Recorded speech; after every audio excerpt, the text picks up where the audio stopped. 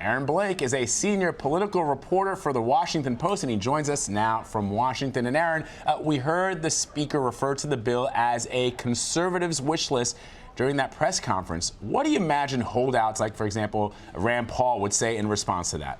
There certainly are conservative wish list items in this bill. There are also some recognition of reality, which is that there is a what is almost an entitlement program that has been in place for a number of years now, and it's very difficult to just take all that away all at once. And so you still have things like the Cadillac tax, although being delayed, it's still in there. Like the Medicaid expansion, which many Republican governors decided that they weren't going to accept. Those are still in this bill, and so I think this is going to be tough for a lot of conservatives to stomach. So there may be a whole lot of things that they like, but the fact is they've been talking in terms of repeal for a very long time, and now House leadership and President Trump really is asking them to embrace something that is not a full repeal. It's basically a reform of what Obamacare is right now. And one of the things that we haven't found out about at all, and this is what we keep talking about, is just how much it's going to cost and who's going to pay for it. And didn't hear about that again today. Yeah, and it's, that's a big stumbling block. We don't even know about it, and we're already seeing a lot of Republicans balk at this bill. What's going to happen if and when the CBO comes back and says this, in fact, reduces the number of people who are insured, as it seems like it probably will? What happens if it also includes a higher deficit number than exists currently? What if this raises the deficit and also reduces the number of insured? If both of those things happen, Republicans will basically be in the position of arguing that the CBO estimates could be wrong.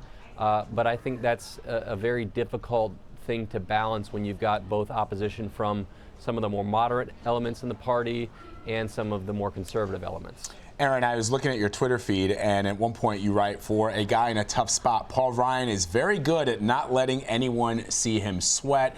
He's continuing to sound very, very confident about this. Does he have the strength, the capabilities of whipping the other House members into shape to get this passed? Because as Anne Marie pointed out, there are still so many people in the House that are saying, this is not the bill that I wanted.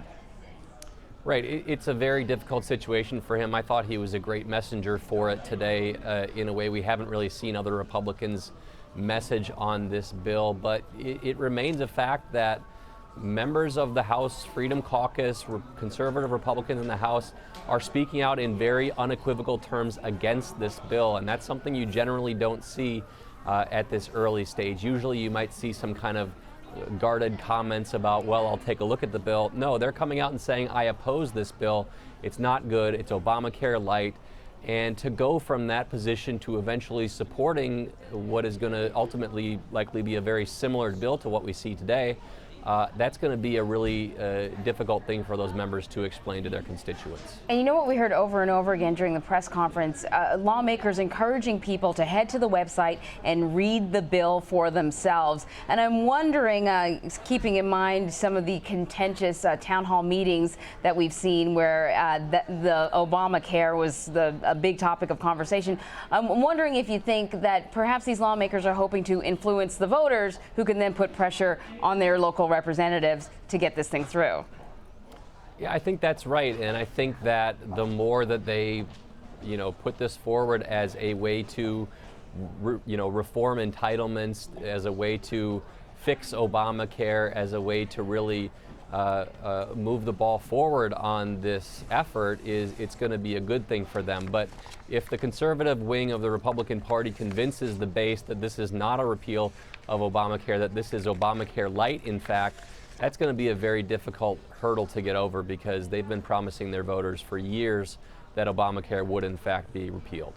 Aaron, we also heard the speaker say he's been working hand in glove with the White House. What role do you see President Trump playing in this? I mean, he's already come out on Twitter and in asides to reporters and to say that he's in support of this. But how much of a role do you see him playing going forward? It's really going to be up to the White House. I think it requires a major role from President Trump. I don't know if he's going to be individually calling members or anything like that, but I think the tweet is a good example of him applying pressure in a very targeted way on Rand Paul, who has been among the chief critics of this, comes from a state where Obamacare is reputed by some to be a success story. Maybe it's a little bit tougher vote for Rand Paul. So I think if this does in fact get passed, it's going to be because Trump, in one way or another, applies pressure on these Republicans, gets his own base to be on board with this package, and basically makes these Republicans have to choose between voting for something Trump likes and voting against something Trump likes. All right, Aaron Blake of the Washington Post, we appreciate your time, Aaron. Thank you.